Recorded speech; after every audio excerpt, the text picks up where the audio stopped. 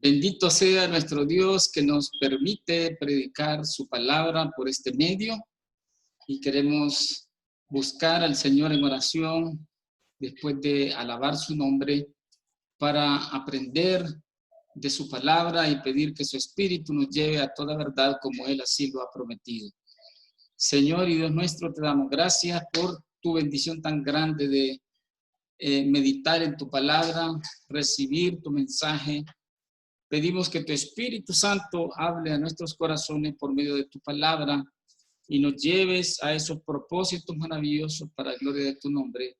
En Cristo Jesús te lo suplicamos y te agradecemos. Amén. En esta oportunidad estaremos compartiendo un mensaje siempre en relación a la familia y estaremos hablando de agradándonos unos a otros en Cristo para gloria de Dios. Agradándonos unos a otros en Cristo para gloria de Dios.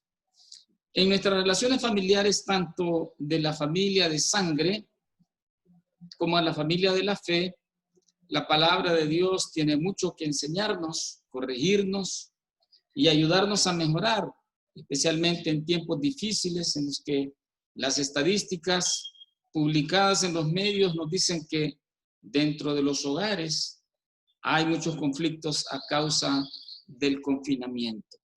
Y como decimos en nuestro lenguaje salvadoreño, chisporrotean los yunques dentro de los hogares, ¿verdad? Nuestra naturaleza pecaminosa se manifiesta y, como dicen algunos, reluce o sale a flote lo peor de nosotros. A veces lo mejor de nosotros, pero también lo peor de nosotros.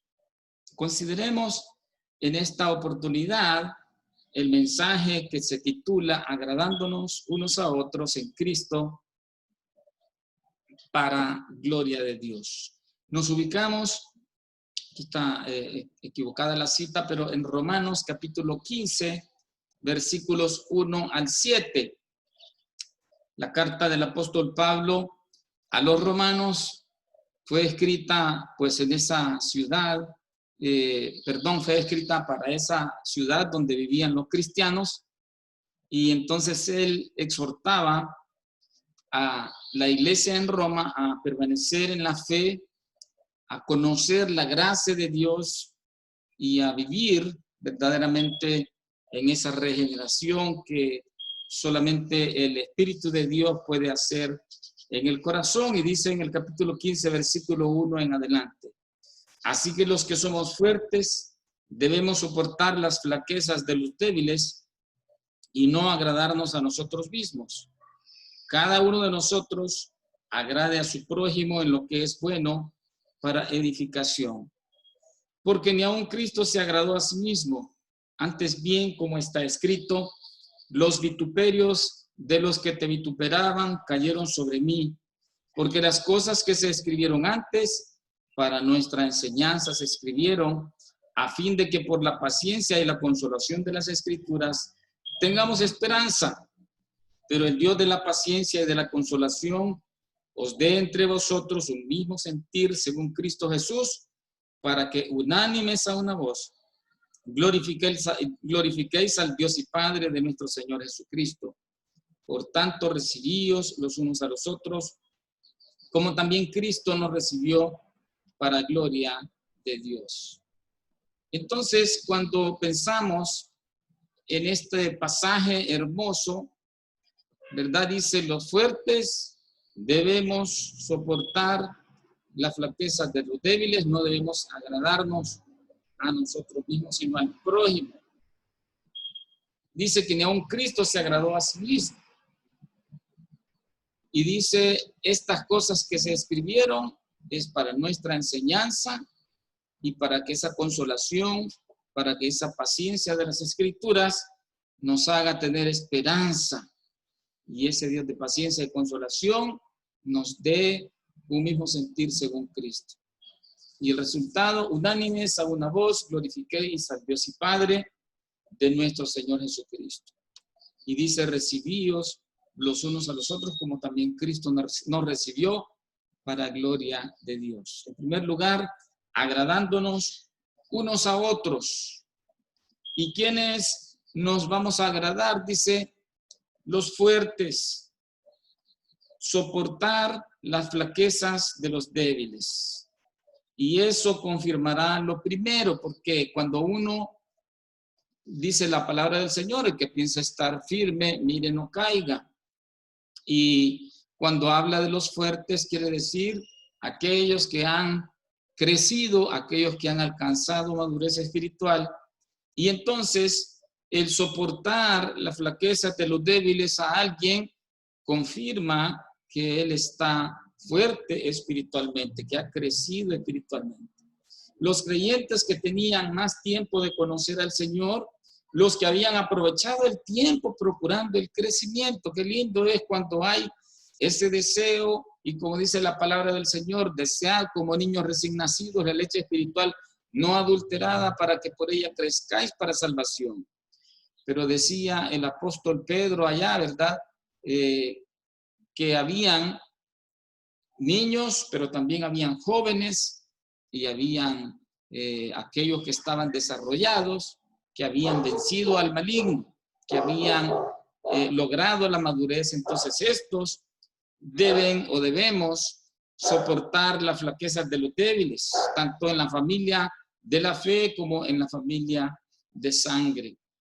Dice también no agradarnos a nosotros mismos, una actitud paternal, pastoral, de hermano mayor, superando el egoísmo, porque cuando hay esa tendencia, no tal vez para sentirnos como un papá que se enseñorea de sus hijos, sino un padre que tiene una actitud sacrificial con sus hijos, un pastor que tiene una actitud verdaderamente de guiar a los demás, ayudarles a crecer, impulsarles para que le sirvan al Señor, para que conozcan cada día más al Señor.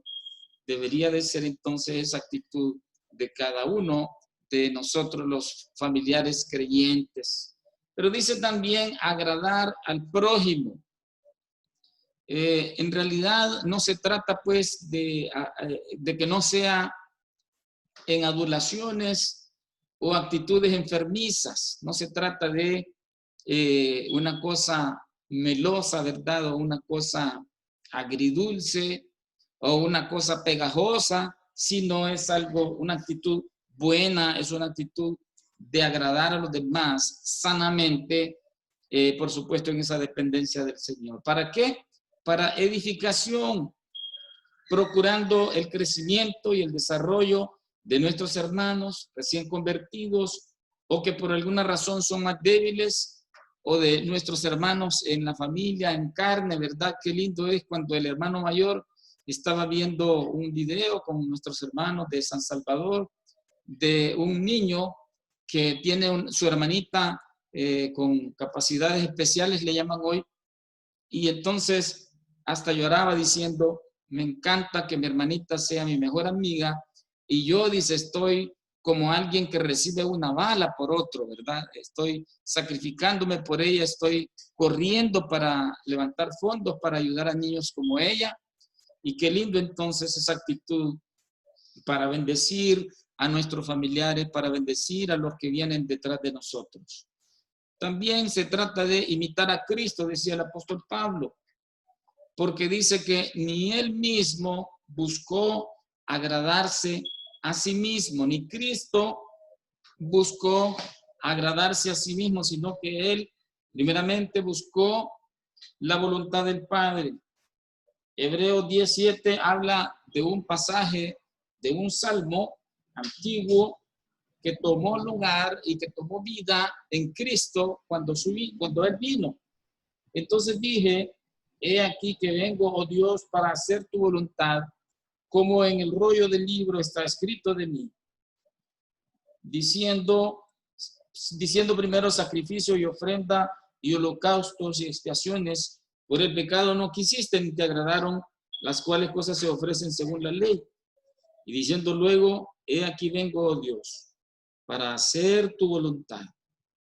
¿verdad? Entonces, y ahí en el versículo anterior dice, he aquí vengo, oh Dios, para hacer tu voluntad. Entonces Cristo buscó agradar al Padre, Cristo buscó hacer la voluntad del Padre, pero también dice la Escritura que Él llevó nuestros vituperios, o sea, Él llevó la maldición, estuvo dispuesto a pagar a pesar de la gran diferencia con nosotros. Él llevó nuestra maldición, recibió la maldición que nos correspondía a los pecadores. Y como estaba escrito, maldito todo aquel que es colgado en un madero, Él recibió esa maldición en lugar nuestro y la tomó y la disolvió porque Él es Dios. Pero entonces qué lindo es cuando Pablo dice a los romanos, hay que imitar a Cristo recibiéndonos unos a otros, así como Cristo nos recibió imitando a Cristo, ¿verdad? Aceptarnos, apreciarnos. Qué lindo es poder apreciarnos, así como un hermano mayor a su hermanito menor. Dios nos ha dado nuestra familia, nos ha dado a nuestros hermanos y Cristo nos recibió. Qué lindo, el texto explica que los cristianos no debieran tolerar a regañadientes a sus familiares u otros cristianos, sino que debieran cuidar y trabajar juntos los unos a los otros. El egocentrismo, es decir, el centrarse en uno mismo, es una señal de inmadurez, mientras que seguir el ejemplo de Cristo es señal de madurez. En Filipenses 2, del 1 al 11, dice el apóstol Pablo, por tanto, si alguna consolación en Cristo, si algún consuelo de amor, si alguna comunión del Espíritu, si algún afecto entrañable, si alguna misericordia, completad mi gozo, sintiendo lo mismo, teniendo el mismo amor, unánimes, sintiendo una misma cosa. Nada hagáis por contienda o por vanagloria, antes bien con humildad, estimando cada uno a los demás como superiores a él mismo. No mirando cada uno por lo suyo propio, sino cada cual también por lo de los otros. Haya pues en vosotros este sentir que hubo también en Cristo Jesús, el cual siendo en forma de Dios, no estimó el ser igual a Dios como cosa a que aferrarse, sino que se despojó a sí mismo, tomando forma de siervo, hecho semejante a los hombres, y estando en la condición de hombre, se humilló a sí mismo, haciéndose obediente hasta la muerte y muerte de cruz, por lo cual Dios también le exaltó hasta lo sumo y le dio un nombre que es sobre todo nombre, para que en el nombre de Jesús se doble toda rodilla de los que están en los cielos y en la tierra y debajo de la tierra, y toda lengua confiese que Jesucristo es el Señor, para gloria de Dios Padre. Dice entonces, cada uno de vosotros agrade a su prójimo.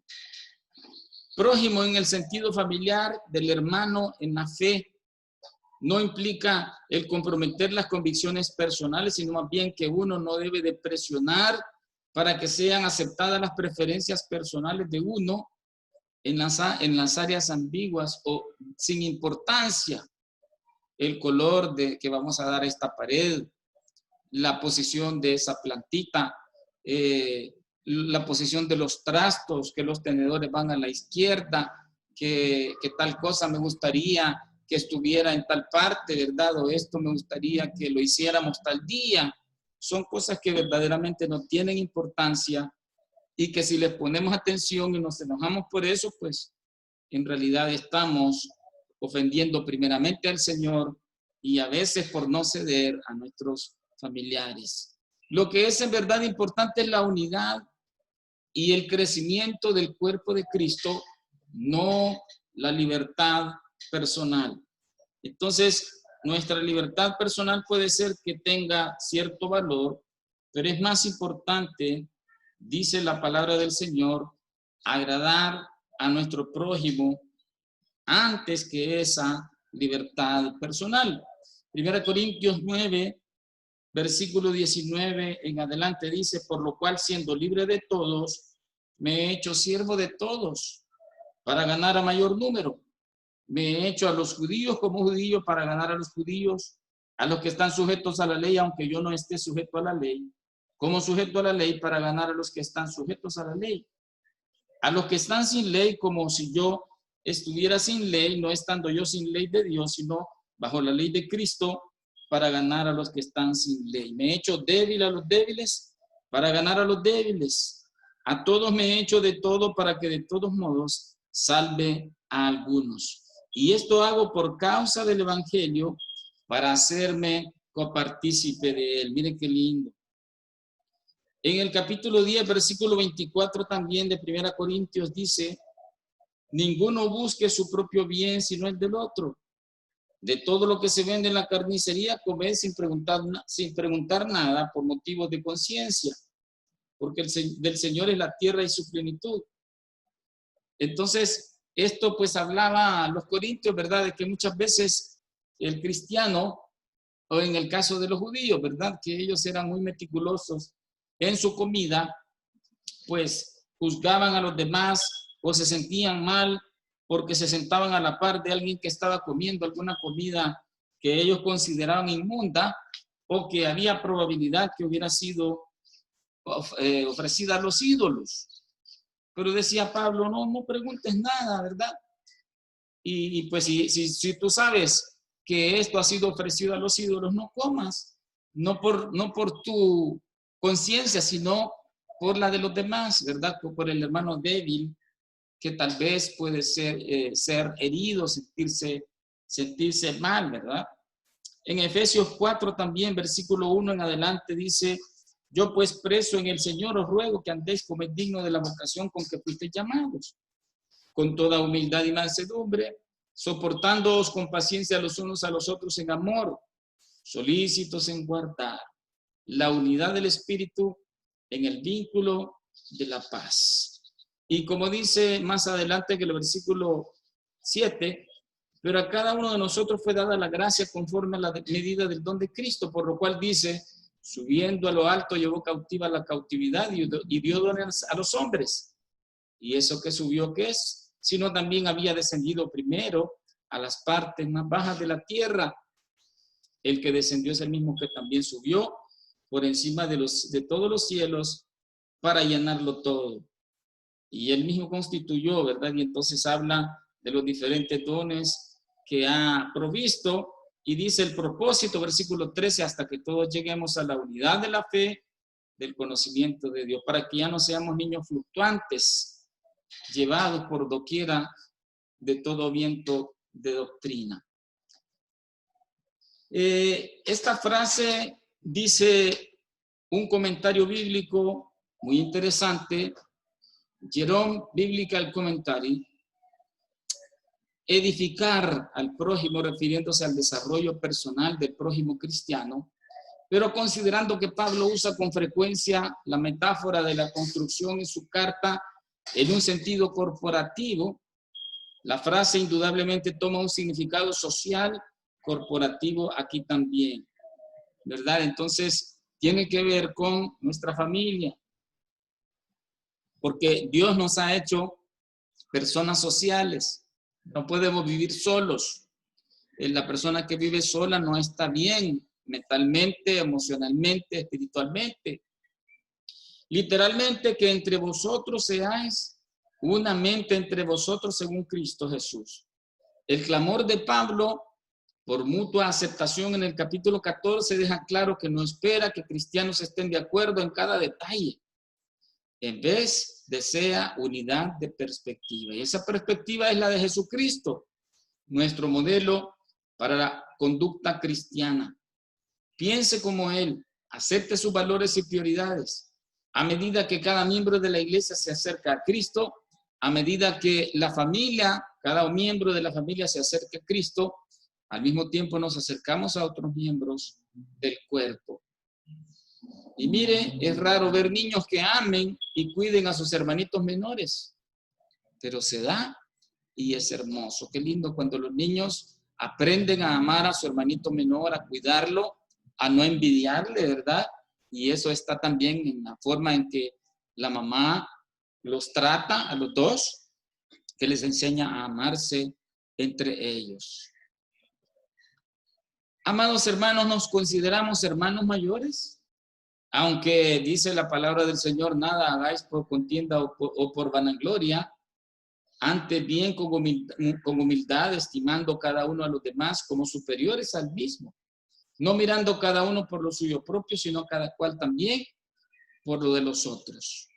En un sentido, entonces, el hecho de considerarnos mayores quiere decir con un mayor crecimiento espiritual, con un mayor conocimiento del Señor y de su palabra, pero para ayudar a los demás, no para sentirnos orgullosos. ¿Estamos dispuestos a soportar a los débiles, a los más débiles que nosotros? ¿Cuán importante es eso? ¿Verdad? Dispuestos a soportar a los más débiles. ¿A quién estamos agradando? ¿Estamos agradando al Señor? ¿Estamos agradando a nuestro prójimo por causa del amor al Señor, por causa del Señor, no en una forma de adulación, ni en una forma buscando reconocimiento, sino en el sentir de Cristo? ¿Estamos imitando a Cristo? Y entonces, al continuar meditando en agradándonos unos a otros en Cristo para la gloria de Dios, vemos que también esto tiene esta partícula que dice en Cristo. ¿Qué quiere decir en Cristo? Pues quiere decir que Él nos proveyó la historia bíblica para nuestra enseñanza, como dice ahí la escritura que leíamos, versículo 4, porque las cosas que se escribieron antes para nuestra enseñanza se escribieron a fin de que por la paciencia y la consolación de las escrituras tengamos esperanza. Entonces esta historia bíblica es para nuestra enseñanza y todo ha sido provisto por medio de nuestro Señor Jesucristo. Los ejemplos de los patriarcas, profetas y hombres de Dios. En el Salmo 51, por ejemplo, David, sus aciertos y desaciertos con su familia. Vemos que estas historias nos sirven a nosotros. Y entonces vemos dos aspectos que debemos tomar en cuenta. La paciencia, o sea, la experiencia de ser forjados. Algunos de ellos de maneras peculiares y muchísimo más duras. Job, por ejemplo, Oseas, Jonás, que fue tragado por un gran pez y que anduvo predicando en Nínive y pidiendo a aquella ciudad a quienes ellos odiaban que se arrepintieran de sus pecados, porque de lo contrario iban a ser destruidos. Jeremías, que lloraba junto con el pueblo y que fue llevado en el cautiverio junto con el pueblo amado a quienes les predicó y que nunca le hicieron caso. Y entonces esto fue algo que Dios hizo en sus vidas, forjándoles en medio de esas duras experiencias. Pero también nos habla de la consolación de las Escrituras, recurriendo a ellas constantemente para encontrar el sentido de la vida y de los tratos del Señor. Como dice Romanos 8:28, y sabemos que a los que aman a Dios, todas las cosas les ayudan a bien, esto es a los que conforme a su propósito son llamados. Y esto produce esperanza con certeza de seguir siendo ayudados por el Señor, por la fe, confiando en la gracia venidera, como dice 1 Pedro 1:13, por tanto, ceñid los lomos de vuestro entendimiento, sed sobrios y esperad por completo en la gracia que se os traerá cuando Jesucristo sea manifestado. Entonces, qué lindo es poder seguir siendo ayudados por el Señor, por la fe, cuando vencemos al enemigo en medio de la familia, ¿verdad? Cuando nos contenemos para no contestar, cuando en lugar de una agresión damos un abrazo, damos una otra oportunidad. Qué lindo es que por la fe y por gracia, así como hemos sido salvos por fe y por gracia, vamos adquiriendo esa paciencia y esa esperanza con la certeza de que estamos en las manos del Señor.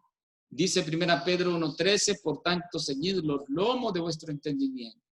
Sed sobrios y esperad por completo en esa gracia que se os traerá cuando Jesucristo sea manifestado, cuando Cristo es real en nuestro corazón. Entonces la gracia nos ayuda a sobrellevar esas cargas unos de otros, esa paciencia, desarrollar esa paciencia y esa esperanza de que Dios va a completar la obra en nosotros y en nuestros familiares, en nuestros semejantes, en nuestros hermanos en Cristo, en el caso de la iglesia local.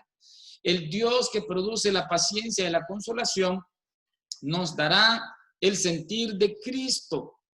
Su espíritu nos fue dado, como dice Juan 14:26, mas el Consolador, ¿quién es? El Espíritu Santo, a quien el Padre enviará en mi nombre. Él os enseñará todas las cosas y os recordará todo lo que yo os he dicho. Qué bendición es que el Espíritu Santo es el que nos imparte ese sentir de Cristo para sobreponernos a ese sentir carnal, a ese sentir de nuestra naturaleza pecaminosa, que lo que quiere muchas veces es vengarse, enojarse o tomar partido o mostrar egoísmo. Qué lindo es cuando Él nos da el sentir de Cristo y su Espíritu Santo nos aplaca, nos apacigua, nos tranquiliza y nos llena de aceptación para los demás. Es necesario que todos tengamos ese mismo sentir, como dice en Filipenses 2:5, que haya en vosotros este mismo sentir que hubo también en Cristo Jesús. Qué bendición cuando Cristo nos imparte su sentir a cada uno de nosotros. Cristo fue muy específico en su filosofía, en su doctrina, en su sentir. Esto lo transmitió a sus discípulos que después llegaron a ser sus apóstoles. Él les hablaba, les compartía del reino de los cielos. Una filosofía completamente diferente a la filosofía egoísta, incluso la religiosa, que era muy selectiva, que era muy legalista, que era muy dada a ser, como él les decía, sepulcros blanqueados, una gran hipocresía. Y qué lindo es entonces que él enseñaba esta filosofía nueva del reino de los cielos, esta doctrina del reino de los cielos llena de amor, de misericordia, de identificación. En el caso de Cristo, de condescendencia, porque Él es el único que puede condescender. Y entre nosotros, de identificación, porque todos somos pecadores. Amados, estamos experimentando el sentir de Cristo. Si somos honestos en nuestros hogares o en nuestras iglesias, aunque ahorita no nos podamos reunir, combinamos la experiencia y la palabra de Dios en nuestra vida, porque una cosa es saber teoría, una cosa es escuchar y hasta memorizar los versículos, y otra cosa es que sea una realidad que Cristo vive en nosotros, que su sentir se manifiesta en nuestra vida y lo compartimos con nuestros familiares, con nuestros semejantes. ¿Tenemos la verdadera esperanza de la venida de Cristo? Tenemos verdaderamente esa esperanza, no solamente que Dios va a completar esa obra en nosotros, en nuestros familiares, sino que también Cristo vendrá por segunda vez. Y para finalizar, en tercer lugar, agradándonos unos a otros en Cristo para la gloria de Dios. Y esta última parte tiene que ver con lo más importante en la vida, la gloria de Dios. Dice unánimes. Y esto tiene que ver con el griego una mente, poniéndose de acuerdo, deponiendo actitudes de imposición, sabiduría en la propia opinión, de querer tener siempre la razón, o sencillamente que no siempre se harán las cosas como a mí me gustan. Decía el libro de Proverbios, no seas sabio en tu propia opinión, teme a Jehová y apártate del mal, capítulo 3, porque será medicina a tu cuerpo y refrigerio para tus huesos. Honra a Jehová con tus bienes y con las primicias de todos tus frutos, y serán llenos tus graneros con abundancia, y tus lagares rebosarán de mosto. No menosprecies, hijo mío, el castigo de Jehová, ni te fatigues de su corrección, porque Jehová, el que ama, castiga, como el padre al hijo a quien quiere. Y entonces vemos qué bendición es poder reconocer la importancia de la unanimidad, de buscar ser de una solamente, especialmente, ¿verdad?, nuestros familiares que conocen a Dios. Y aquellos que conocen a Dios, poderlo ganar por ese amor y por esa rectitud, por esa gracia que Dios derrame en nuestra vida. La gloria es ¿para quién? Para el Dios y Padre de Cristo, para el Dios Trino, dice la Escritura. Él la merece.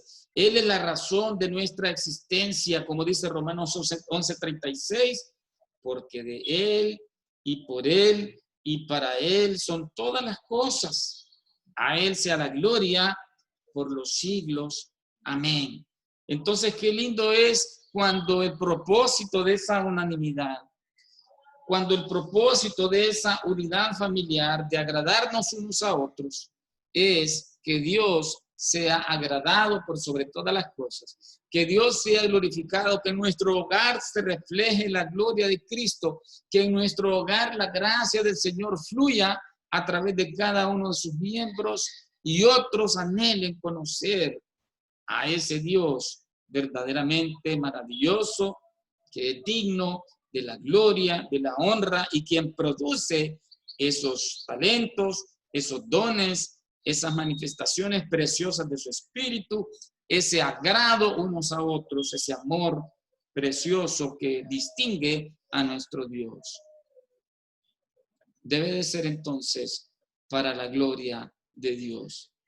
Cuando pensamos en un coro y vemos cuán hermosos son los cantos que ellos entonan, cuando escuchamos esas melodías y esas diferencias de voces, pero en realidad cada uno de ellos ha tenido que prepararse, ha tenido que ensayar, ha tenido que pasar tiempos de aburrimiento, tal vez escuchando solamente la voz de otras personas, pero que cuando en conjunto ellos comienzan a entonar esos cantos, se armonizan conjuntamente para sonar verdaderamente como un coro. Qué lindo es que en este coro, ¿verdad?, cada uno de nuestros familiares estemos entonando una melodía para la gloria de Dios.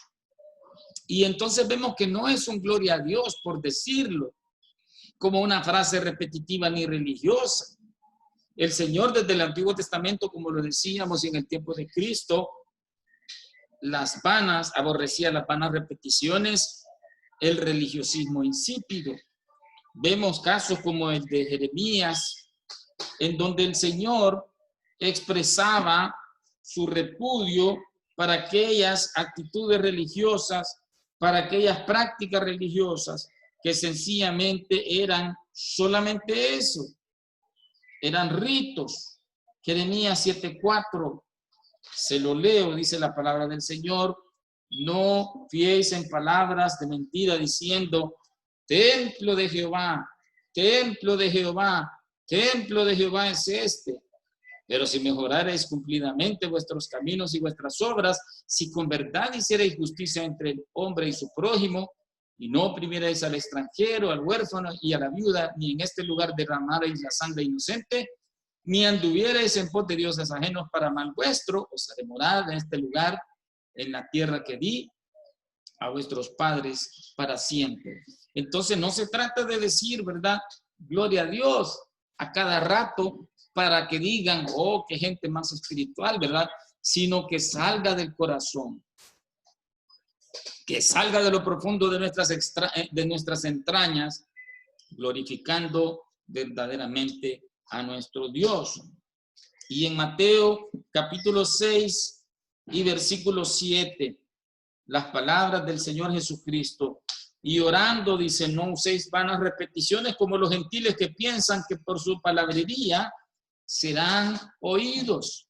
Entonces no se trata de repetir aquellas cosas, ¿verdad?, o que se oiga un murmullo, sino verdaderamente una expresión del corazón. Cada corazón debía estar orientado en sus acciones, pero también en sus palabras y pensamientos en glorificar a Dios. Porque puede ser que nosotros pidamos un aplauso para decir, para la gloria de Dios, pero en realidad lo que anhelemos sea que nosotros recibamos una ovación, una felicitación. Es terrible el corazón nuestro, ¿verdad? ¿Cómo puede ser llevado a buscar nuestra propia gloria? Que el Señor nos libre.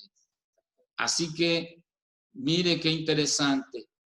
Estamos procurando glorificar a Dios al buscar la unanimidad en nuestro hogar, con nuestros familiares o con nuestra familia de la fe, especialmente en nuestros hogares, en estos días de pandemia, en estos días de sufrimiento, en estos días de confinamiento.